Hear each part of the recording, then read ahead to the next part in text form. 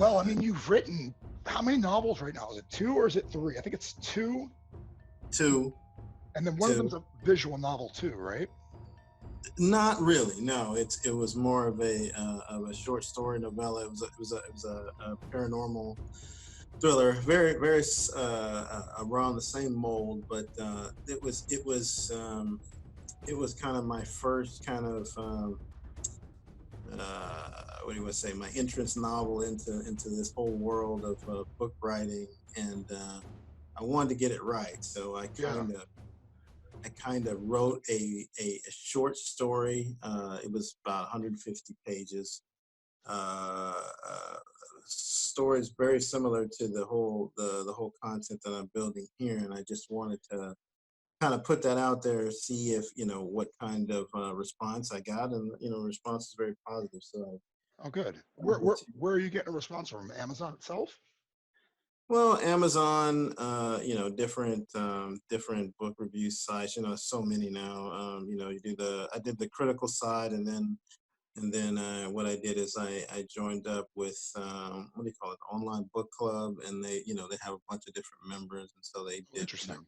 reviews of my book, and I really wanted. I took that, yeah, critical reviews are one thing, but I think the biggest thing was to get regular people reading it and Yeah, give me obviously. feedback.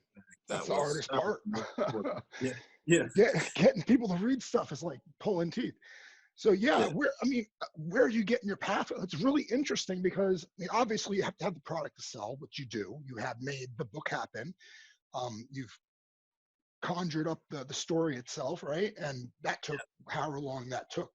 Where no, Before we continue on with that, where did you come up with the idea of writing? Was it something that called to you as a child, or did it just dawn on you that writing could be a business? Well, I've been a creative writer all my life. I used to create little stories growing up, but I didn't really look at it as a career path. It's No, it's one of those never things ever. that it's like a hobby to do, and I kind of got entertainment out of it. But I always saw myself as kind of storyteller. I always came up with ideas. It was just something I was kind of born with. Just kind of coming up with different ideas. And this whole thing spawned from a game I play with my kids. Uh, So. I had kids at a pretty young age, and I could pretty much consider myself a kid myself when I had kids, and we used to always play this game. It was kind of like a King of the Hill type of a game, like who could be on top. And so we always built these different characters, or basically like races or species, if you will. uh, I had two sons. They're a year apart, and so we would always try to. One would always try to outdo the other to kind of be the master of the universe, if you will. And so we always came up with these creative ways of topping one another. And I was like, one day I was like, man, you know what? This is a lot of good stuff. I just need to write this stuff down. And it just kind of grew and grew and grew into an actual story. Um, so you know, the one I'm aware of, the story goes, it's a special forces unit after a monster, right, near the Mexico border. well, that was my original. That was my original work. So the Seventh Spark series that I'm working on now does deal with that, but it's a smaller subplot to a much larger plot that's going on now. So the what you yeah that book series, The seventh spark is larger plot, right? yes, is Yeah. the larger collection of stories. It's actually going to be a total of 10 books.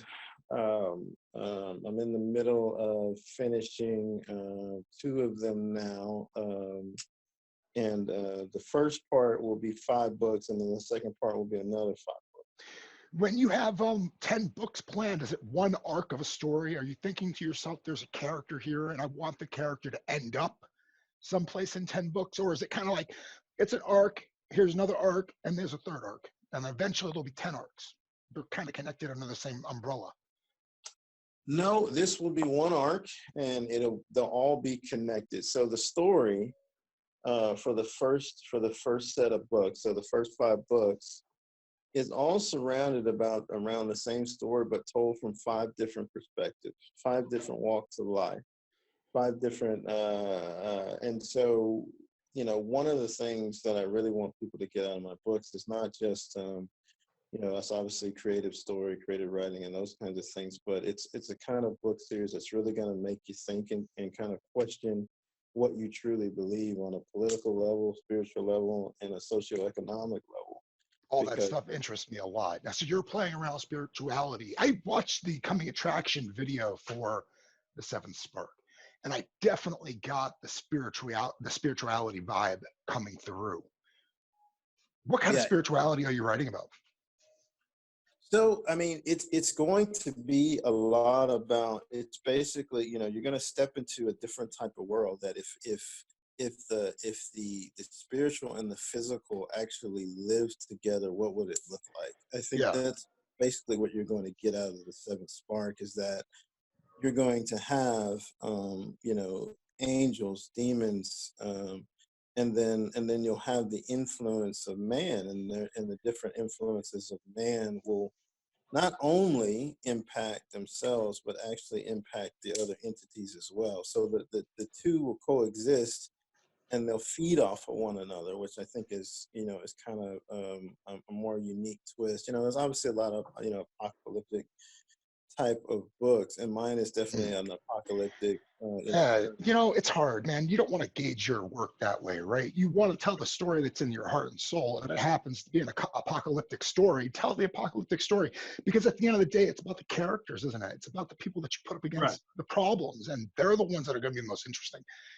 I mean, what is it? Do you watch, what is it, The Walking Dead? Is that what the AMC show is called, The Zombies?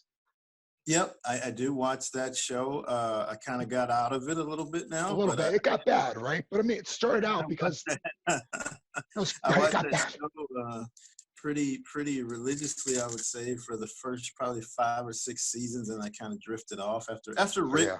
kind of got out of there. I kind of got disinterested, What but was it? It was when they killed the Asian character. That's when I gave up. gotcha. And I Was was it like, Glenn? Glenn, I think is his name. Yeah. I can't remember exactly. I was reading the comic book up to that point too, and I was way ahead, obviously, story wise. And when they messed up the continuity like that, I was like, oh, okay, I'm done.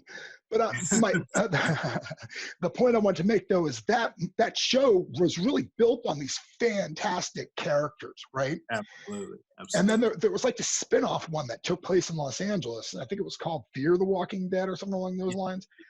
yeah. I think it suffered from not having those same type of sparky characters. I could not follow it on. But then again, I might have been already zombie tired at that point. That's true. There was a lot of zombie stuff coming out at the same time. Absolutely. Uh, Now, when you have your demons and angels interacting in your world, are they only biblical monsters and creatures, or are you pulling from other type of pantheons as well? Are you making up your monsters? Because that's what it kind of sounded like you and your sons are doing. it's definitely, it's built from, some things that you would get from kind of the Old Testament, but at the same time, they have their own identities, they have their own characters. I mean, there's going to be some things, in the book that's really going to freak you out, around, how they interact, how they do things. Angels. I don't. This book is most definitely not a, kind of a holier than thou type of perspective. It's more of a perspective of, hey, let's take an angel, and I looked at it from the fact of, okay, what are their motivations? Okay, motivations could be, just basically eliminating demons, and that gives them pride, and so that they have a, what do you want to call it, like a prideful nature. They are not perfect people, or perfect entities, if you will. Uh, and they struggle with things as well. And so I kind of humanize basically angels. They go through different things. They drink. They actually, they're very competitive around, how many demons they've actually slaughtered. They've actually got a addiction to actually drinking and inhaling demons in order to get stronger. It's definitely a different type of perspective, but it's still based on core principles, right? They still don't like evil. They want to stop it. They want to destroy it. but their whole premise is to protect man because it's man's dominion. And That's but they fascinating, don't even actually. the thing that's unconventional is they don't even like man, but it's their job. Yeah, they're different species altogether. I like that in terms of the Bible, right? If you read the Old Testament, the angels were something completely different than what man became, right? Exactly. They were actual children of God, I guess. I don't even know what man is according to God. Is it a child of God or something else? Conjuring, like an animal, like a deer. Yeah, basically, I mean, I think of him as another tier, and Yeah. then man is kind of the chosen species, and a lot of my book, and especially in the first book, is a lot of angels questioning that, like why, what made man so special, kind of a thing. So it's a lot of that thing going on, a lot of conflict through that, but they have a charge and they're going to do their duty, but there's a lot of questioning as to why. That's fascinating, man. It sounds like you can really build a really interesting world around that premise on its own. No wonder you're interested in pursuing stories like that. What kind of characters are you writing about within this world? Are you writing from the perspective of the angels themselves, or are they kind of removed and the humans are within the kind of, I don't know. Have you ever read that comic book Marvel? No, I have not, unfortunately. It's, I mean, your story makes me think of the fact there's this war going on between demons and angels are consuming demons, and there's this horrible thing happening on Earth. And obviously, you're gonna have humans, and how can they compete with that, right? And they can't fight the Mhm. angels, they can't fight the demons. And Marvels, it's a story about this guy who's constantly finding himself in the middle of superhero fights. Like Spider-Man's fighting Doc Ock and it's, messing up Times Square or something. This guy just happens to Right. be there, and it's how he can't do anything to protect himself. The city's falling down around him. He's about to die, and all he can do is just basically sit there and wait for it to happen or survive. Hmm. Who are you concentrating on within your story? Is it the humans or the angels? So, as I said, all five books will be told from different perspectives. In the first book, the concentration is clearly a lot about the angels and how they come about to protect man. How has this happened? And it's not because obviously there's legions of angels, right? Scores of angels. This goes down to only 12. So basically there is a warrior class, if you will, of angels, and only 12 are selected. And basically those 12 monitor the 12 realms of man. So again, this is parallel universe, totally different. Instead of one realm of men, you have 12, and you have 12 angels to guard those 12, and that's it. That's all they have. It's just those 12. So their bond is unbreakable between the 12.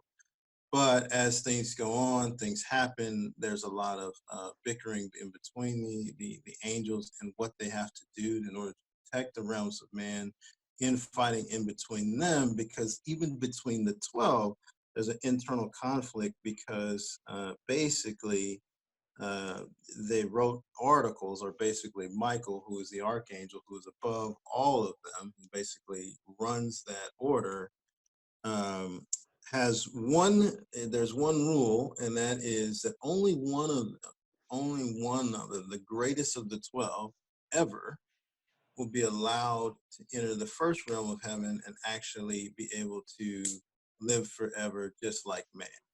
So they don't get that privilege. What's different about my book is that the angels don't get the same privilege as men. They don't get to live on the first realm, and only one of these 12 will be able to do that. And so Uh, there's a lot of as they pass on, right? Because there's always has to be 12. So as one dies or gets killed by a demon or whatever the case may be, they have to select another one, and then they have to do a vote on that one that died to see if he or she is the one that actually gets that right.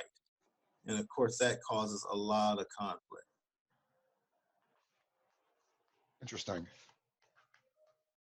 But really, the dynamic is going to be in between the angels and the humans. Like you said, with the Marvel thing, the difference is that they're all in the what I would call the spiritual realm, so that the angels and the demons, they're fighting, Yeah. they're having conflict, but it's behind the scenes. Until the point, actually, in the middle of the first book, where there is an epic battle between one of my characters called Lucius, and the other one, the demon, is called Legion, where he has no other choice but to use kind of overuse his power, and actually brings them both into the front, into the light, and basically now humans can see them.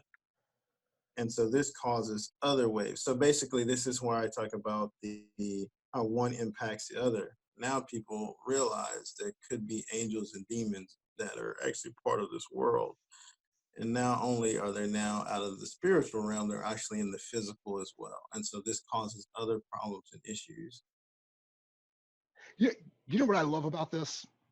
When I was a kid, I'd go to mass every Sunday, and I would sit there and I would think about heaven and earth like this, kind of the tiered angel thing that's happening right now. Where Uh-huh. I mean, does your spirituality come into this? Absolutely. I mean, I'm a Christian. I believe in Christ, and I believe that he sacrificed for our sins and those kinds of things. But I don't, again, I don't want the book to be more holier than thou. But I do definitely, I was really, I was not concerned. I don't know why I was going to say concerned, but I was really curious was the word I was looking for about, because you are breaching the afterlife in this story as well, right? Um, yeah, I mean, there's a certain tenet to Christianity now where you accept wholeheartedly because you're what's it called? You're faithful or whatnot. You have no proof. It's just being faithful. You're faithful, right? But if you open up heaven and humans are exposed to, yes, that glorious thing exists, they no longer have to be faithful, do they? They already know. absolutely, absolutely. I mean, this causes a lot of conflict, and it causes a lot of things to be questioned. So there's just going to be a lot of dynamics, a lot of different characters that are going to be interactive, that they'll be able to interact with. One especially is a guy named Forge, who's a part of the that we'll learn about later in the second book. It's mentioned He mentioned a little bit in the first book, but definitely a major part of the series, because this is one of those special people who can actually interact with demons and angels without without having to any kind of special thing happen. He just has that ability. And so he's going to be kind of a different, like, one percenter that is going to be involved in this whole entire thing, and he goes through some serious trials and some One serious, percenter. yeah, one percenter, because for the majority of people, or really most people, they can't see that everything that Oh, I that see. Okay, he's just a select portion of the population genetically that can actually perform that specific task. yeah, he can I actually gotcha. see angels and can actually see demons and actually can interact with them. He actually ends up fighting a demon later on in the story to protect his brothers. So there's a lot of that goes on. But to your point about Christianity and faith, there is definitely nuggets, really good nuggets about faith in there, and it's more about how men are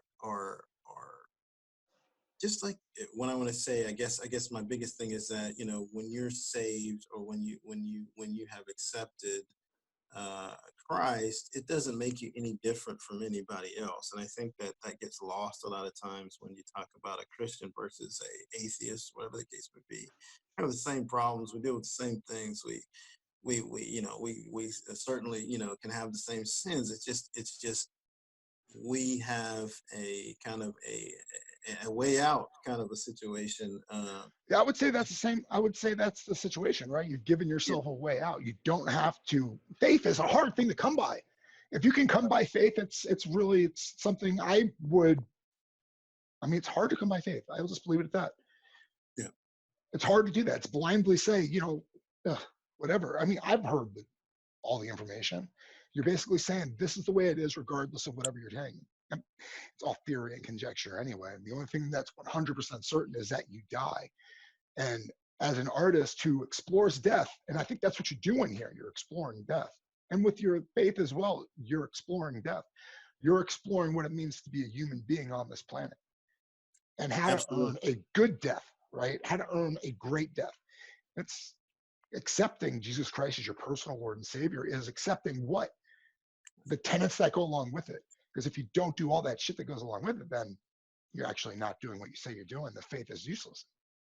Absolutely. And, a lot of this has to do with, it's really going to shake up, and that's why, I hesitate to say, there's definitely a lot of Christian themes in here. You got the angels, you got the demons, but there's a lot of But what are the demons?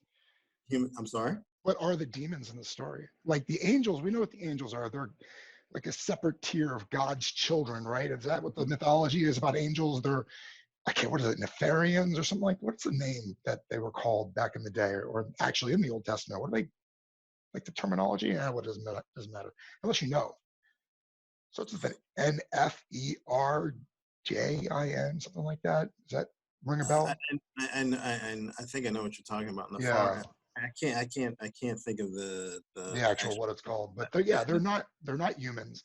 What are Right. demons though? Demons are souls, human souls that have gone to hell.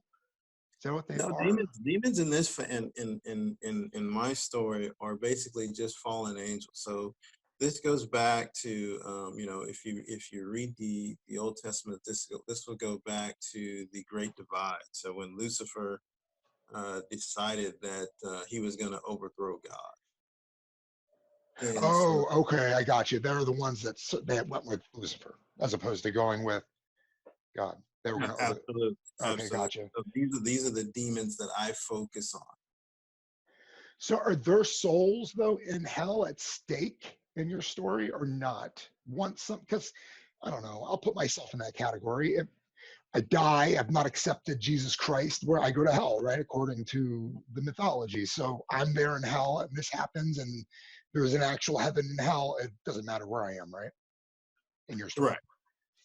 No, no, no. I don't really dive into that very much. You could though, This couldn't you? this You particular story, you um, could though, couldn't you? Because I mean, you're dealing with demons. You're dealing with actually the loss of demons too, right? Because I guess yes, angels are consuming them, that's right. And and but demons but but the vice versa is happening as well. Like I even have. demons can probably consume humans as well. So they're probably either consuming angels, which is a really good, awesome treat for them, or humans, which are the typical Absolutely, morsels we're picking up. That's neat. I like that. absolutely, absolutely. So there's demons. In fact, the primary demon in the story's name is Legion. Legion. He has six Legion, children, like a sore, or legion, like Roman legions. like Roman Legion. Oh, gotcha. Okay. He actually has six children that live inside of him. Ugh. Uh, fear, I have fear, two. I have two chaos. children, man. I do not want them living inside of me. This is sounding like a nightmare. They're five too. I can imagine that just being nothing but wiggling and kicking. It's actually funny because they're actually trying to get out. So Yeah, so right. the thing about it is because I went with the paradigm of these are just they're fallen angels, is that they're it is actually the evil opposite of the angels. So their battles are epic because they have similar power, just good versus evil. Um, you have Legion who has, six children living inside of him, desperately trying to come out. But because he's a demon and he wants the power all for himself, he forces them back inside of him. And that's how he retains all of this power. And then he traps souls inside of his battle axe. It's actually a big part of the story. He kills one of the primary angels in my story and traps him inside of his blade. Uh, The angels, on the other hand, are not guilty of doing the same thing. Again, they consume demons. They actually use them as kind of a drug to get more power. So it's so funny because you think of an angel and a demon. Perhaps they would do different type of rituals, but Yeah. even though they may do them in a different way, they still want the same thing. They still want power from it. Yeah. So I kind of make them. Obviously not the same, one's light, one's dark, but their intentions are still the same. And then men are caught in the middle, right? Because Yeah. the way I describe men is, man is the only being that can walk in the dark or the light. And so then we start exploring a whole lot of things. Okay, what really constitutes a good person versus a bad person? And what I want real people to really think about is Yeah. that really good or is that really bad? Or is there a whole lot of gray in the middle? It's so interesting because you were playing with that same kind of theme in the short story that I read on Goodreads. Or are you still there? Yeah, I'm still here. Okay. There's this unit of special forces soldiers going after this creature, and I guess at the end, I read a review, and at the end, he has a change of conscience, right? He changes That's who he exactly is. right. Yeah. He looks at who he is, and that's interesting, man. How you're kind of still playing with that. How if you are able to capture a demon, if you're able to destroy this thing before it gets to you, perhaps you can become a better person at the end of the day. Absolutely. So that's very good, very insightful. That's definitely what happened. Sorry. Oh, it's okay.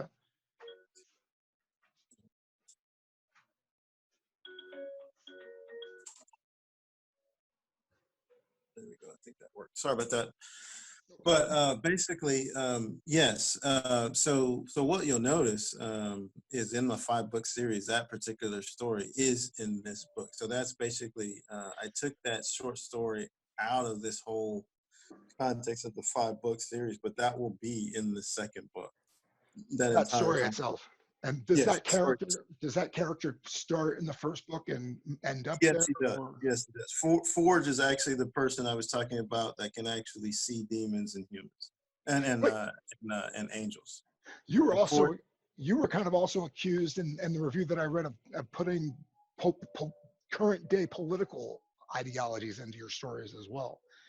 Do you find that it's an easier world to write apocalyptically if you look at what's currently happening and you kind of just nudge it a little bit? I do. I mean, I really do. It's like it's so bad.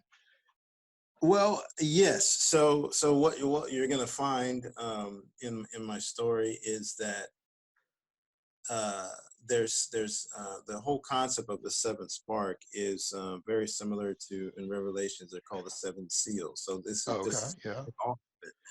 So basically, because there are 12 realms, there is a plot between certain figures that we'll learn about that are basically trying to overthrow the realms of man. And the only way they can do that is that they get 7 sparks in every single realm.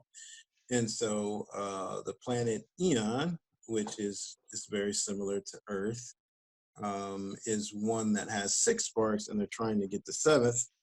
And the way they're going about trying to get the 7th is to cause a bunch of chaos and confusion over building over one very, very wealthy country, building a wall to keep out a very poor country. So yes, there's a lot of a lot of current political type of items that are in my book as well.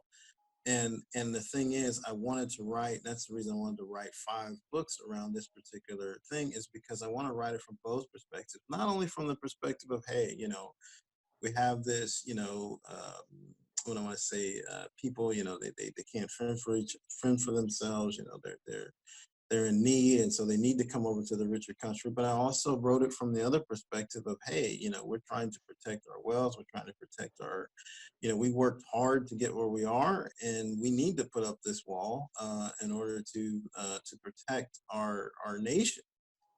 And so I think it's going to, again, it's going to hit a lot of different things, and kind of I want people to kind of question, hey, maybe things aren't so black and white. Maybe they are a bit gray. For me, it's not even about the wall itself because honestly, things just kind of happen whether or not you agree with them or not.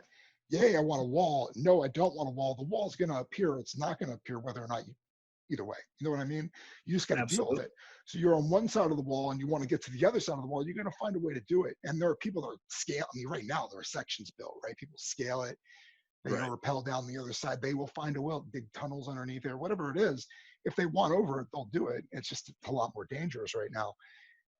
But your characters have to deal with the reality that's facing them. Absolutely. And so there'll be there'll be a lot of, what do I say, tension around this whole thing. There's going to be, curfews and border towns that are going to get raided. All kinds of things are going to Yeah. break from both sides. And so this all feeds the evil, right? So this feeds the evil, this feeds the demons. And so now the angels have to work harder. And so it all kind of ties together into this, this one big epic struggle on how they're going to get around this, because obviously the angel wants to make sure that that seventh spark does not get lit. And of course the demons are trying to make that happen. And so they're all fighting against it, and man's right in the middle, whether they know it or not. They're right in the middle, egging this on. Yeah. uh, Well, uh, egging this on, but their very nature is what? right. Corruption. Conflict, They right? have Right. conflict, Conflict, corruption. right? That's They right. have to take a natural system and turn it upside down to control it. Basically, that's man's Absolutely. nature from the very beginning of our ability to just, this is an opening in a rock face. I'm going to sleep here. You know what I mean? It's changing what fundamentally was nothing into something that's usable. That's what man does, and by doing that, destroy something else. You know what I mean? To make a spearhead, you have to break a rock against something softer. And eventually the rock will disappear, but you'll have a spearhead. And then you have to take that spearhead and then stab an animal with it. You take the animal and the spearhead out, but you have meat. You take the meat, you put it on a fire, and there's all this destruction happening. So incrementally something better happens because of it. Absolutely. Absolutely. And there's going to be a lot of different conflict. There's going to be people that you think that will, are going on the straight and narrow, and by the end of the story you're like, oh my God, and then you have the other way around. And it's just like, you're dealing with real. I really wanted to deal with, even though you deal with the fantasy, I'm a huge George R. R. Martin fan, Yeah, and yeah. one thing that I loved about him is that he humanized, even though, obviously That's the 19. goal of a writer, is to do that, to take those characters and inside your ridiculous plot, right, make them Right. as human as possible, so that when you make up a word that's 12 syllables long, the reader's like, I don't care about that word, give me more of this character. Yeah. That's why you love G.R.R. Martin, because he kind of does it. He gives you these ridiculous words, but at the same time you don't care what the name of the person is or the actual pronunciation of whatever the hell. You just want to Right. get to what his point is. He going to survive or not, or whatever it is. Absolutely. And then the way he wrote Knights, I thought was brilliant, because back and you get a lot of earlier novels, a knight was always, doing the right thing and whatever. And he had some of those. But for the most part, he was like, look, what was right was based on what the person told him to do, which Yeah, which is totally true. This is exactly how, people behave. What's right to them, it depends on who's pulling the string. that's exactly right. Are you a veteran by chance?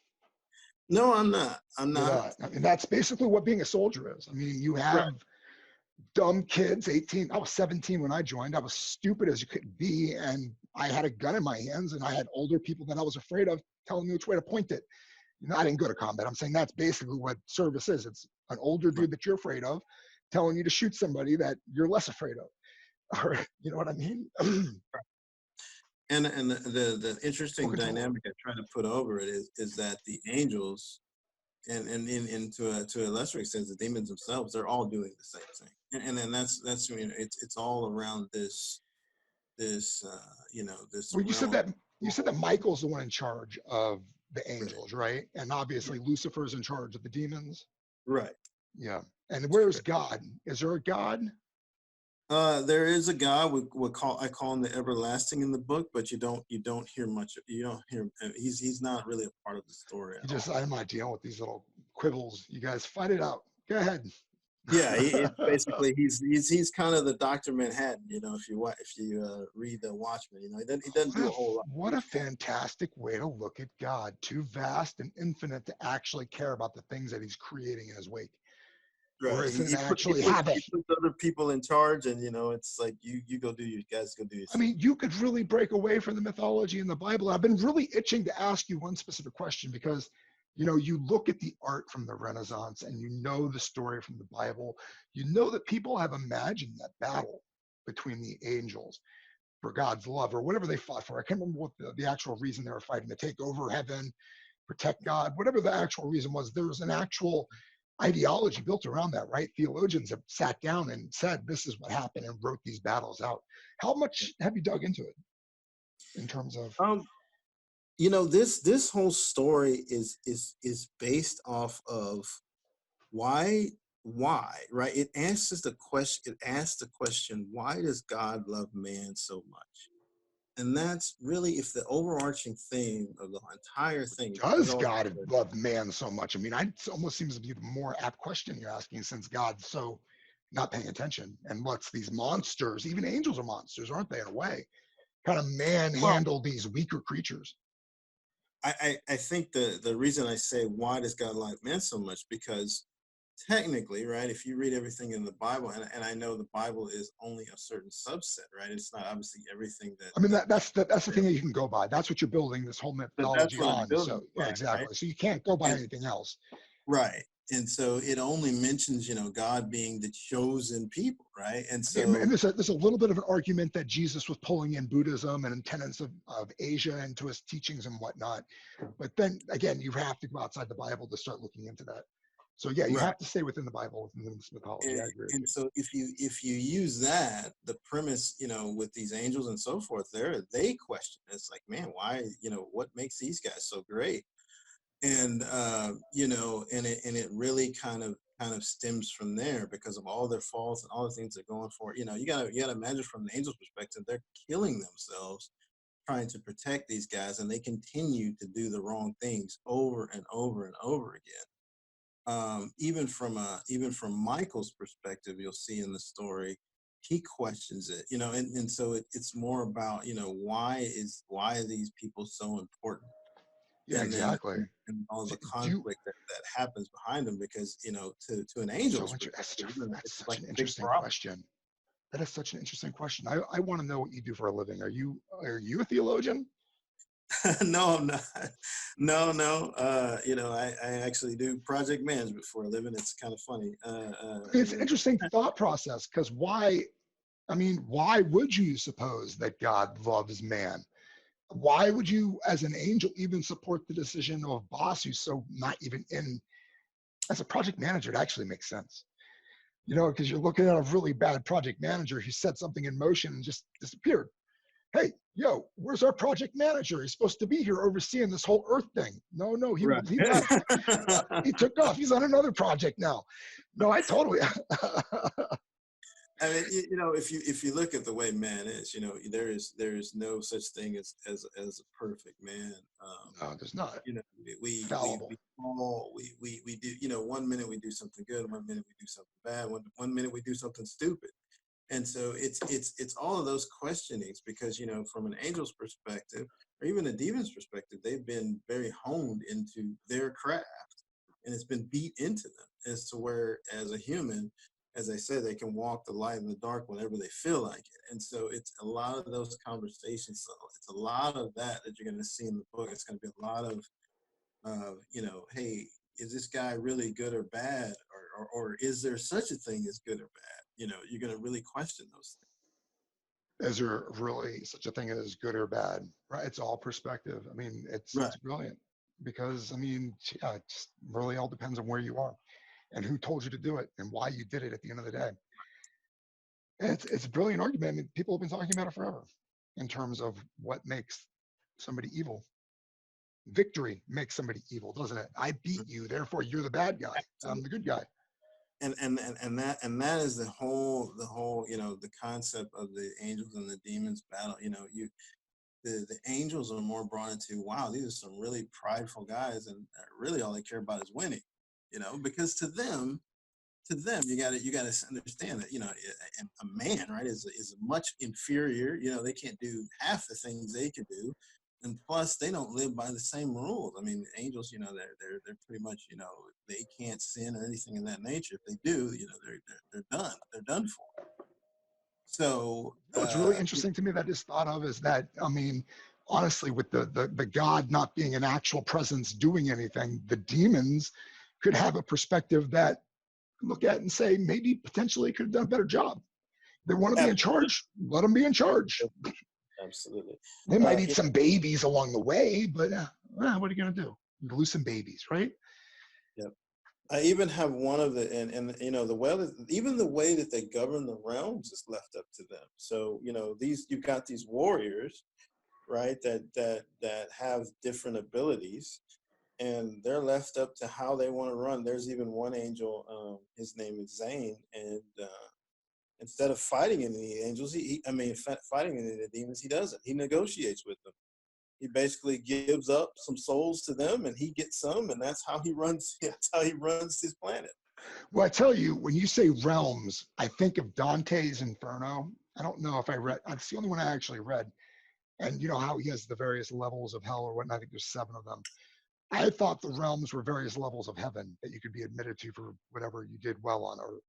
But it sounds like you're kind of saying they're regions like Germany or France or something, and the angels rule over them. Uh, you know, this would be, you know, further than country. These are actual planets. So within that universe, Planets. Okay, gotcha. yeah, these are planets. So each there's 12 planets, and each that men reside on, that have dominion over. Because there's other planets as well, and we'll get into that. We get into that later on. But there's other planets, alien planets, other things that are going on outside of this that the angels you don't even know about. Wow. So I like this even more because now it's starting to bring in a little bit of Mormonism, isn't it? Because don't they have like planets in their afterlife that you go to when you die? I would not know. I've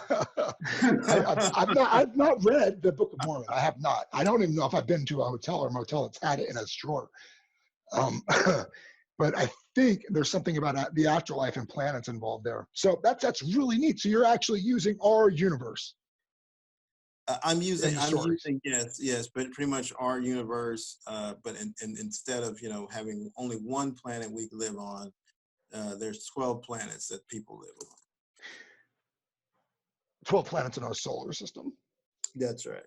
And 12 planets in the system, and then outside of that system, there's other realms. But again, angels and the demons, they don't even realize these exist, because again, they're there to protect man. And what they're going to find out within this series is there's other realms with aliens on them. They're like, oh, okay, I didn't even know these things existed. same God, though. Huh? Same God, same everlasting. Same God, same God, I love it, man. That's really awesome. same I've, God, but these you know, angels are, I've you know, played around they're with this kind of a folks. similar idea where there is a realm.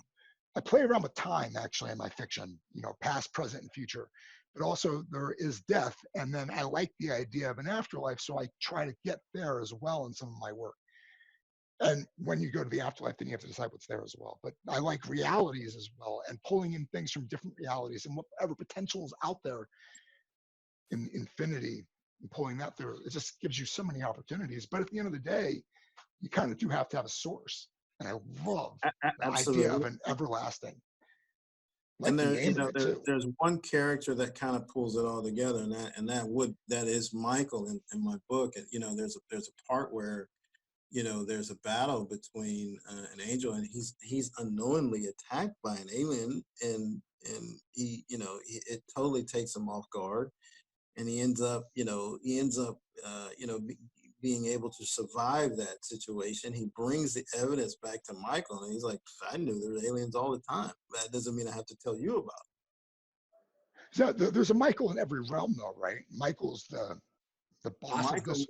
is the overarching archangel, basically the closest one to God in my story. For the infinity of all the realms, even the Yeah, alien ones. basically he is kind of God's right hand man, if you will. mean, I like it because you're wrestling with physicality and the metaphysical, right? You're wrestling with two things that argue with each other loudly and violently, that don't want to hold each other's hands. You're trying to get them to hold hands in your stories. Yes, and I think that I'm hoping will come across to the reader is that this is there's a lot of different layers to it, but the thing is it's basically around spirituality, it's around morality, it's around socioeconomic issues. It's really trying to get you to think around what truly things do you really believe in, and when you have a huge conflict, it kind of brings that out, right? Do you feel like you have other stories in you, or is this the only one that you really want to tell? Well, I think, I've kind of jotted down another story that kind of deals with AI versus clones, but I have not got into that yet. My AI focus versus clones. is kind of into this, but I think that if this has so many parallels. I think I'm going to be writing on this for quite some time. There's so many short stories, so many things that I can take from this, and the different characters that I'm going to introduce, that it'll probably take me some time to totally finish it all. Um, but once I do, then I do have one other interesting scenario. I kind of wrote some things about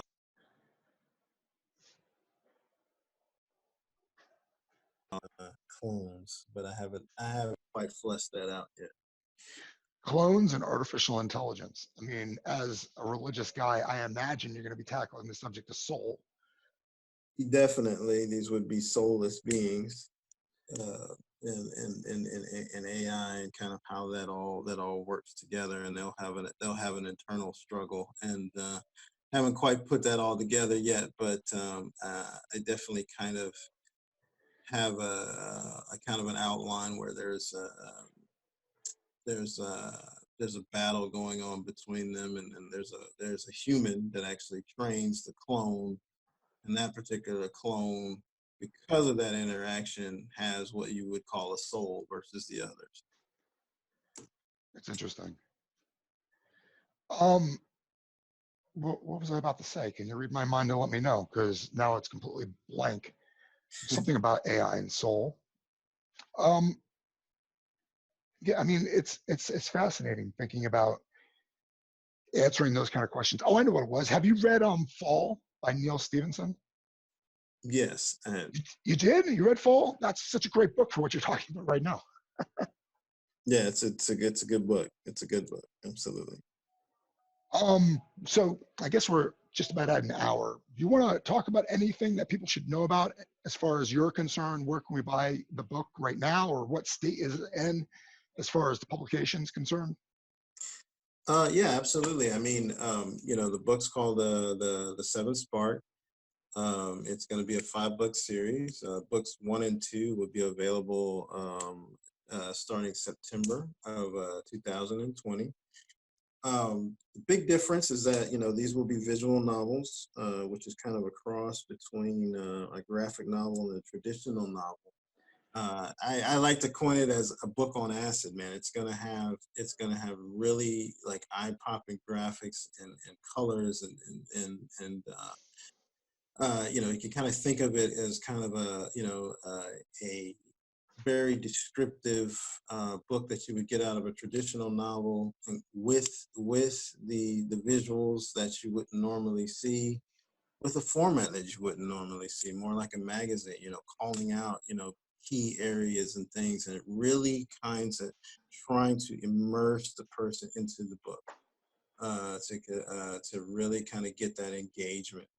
And so it'll be out in September. Remember, You can look on my website, www.jblion.com, to get more information. I'm also going to be doing a certain thing where we'll have different episodes versus the book. So if you want to get in at a cheaper rate, you just you want to check it out initially. You can get it for 99 cents. Check out an episode or two, and then if it appeals to you, you can buy the entire thing. So trying to present options, that are more affordable, especially now that we've got everything going on with this crisis. Yeah, it's horrible. It's a Uh, horrible time. Who did you do the art for your books? no, I didn't. I wish I could draw, but I cannot. You visualize though. That's important too. Where'd you get the art from? Yeah, so a guy named Mike Davinsky does my drawings, and he does an excellent job. And like I said, I use a lot of different colors, different things, kind of glow in the dark, kind of different things to kind of catch the eye and really kind of give you this immersive experience that you might not, a typical reader might not be used to. Yeah, I think that's cool. Reaching outside the box is definitely how we get innovation in this world, I think. Um, are you on Twitter?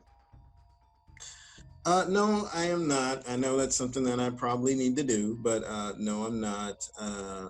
Again, I'm just going to focus on my website at this time, but I am not on Twitter at the moment. Cool. Well, man, I thoroughly enjoy talking with you. I really will have you back on in the future. Drop me a line whenever you want, and we'll continue this conversation about this thing, the everlasting. I mean, honestly, that's what you're writing about. That's what you're trying to get to, the everlasting, and have a conversation with them about, hell, dude, where you been the last 500,000 years? Well, hey, man, I appreciate it. I appreciate you being open minded, and I think that, whoever does get an opportunity to read my book, you're going to have to approach it with an open mind and, be willing to question some of your convictions.